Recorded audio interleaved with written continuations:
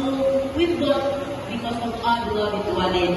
Thus, Syederalun Yayasan Pendidikan Islam Ummul Aiman Samalanga Biren, pimpinan Tengku Haji Nur Zahri atau dikenal dengan panggilan Walid Nu, pada Kamis 11 Mei 2023 mewisuda sebanyak 138 santriwan yang lulus pada tahun ajaran 2022-2023 di Kompleks Dayah Gampung Putuh, Samalanga, Biren. Para wisudawan ini merupakan santriwani yang telah menamatkan pendidikan dayah selama 6 tahun dan jenjang formal madrasah aliyah selama 3 tahun.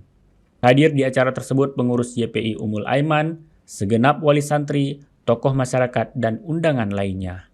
Tengku Muhammad Aidil Adha selaku tim pengembangan dakwah dayah Ummul Aiman kepada seraminus.com mengatakan, acara wisuda ini juga dirangkai dengan penampilan, antara lainnya adalah pidato bahasa Arab, Inggris, Mandarin, Indonesia, pembacaan himne dayah Ummul Aiman, serta pembacaan syair wajib.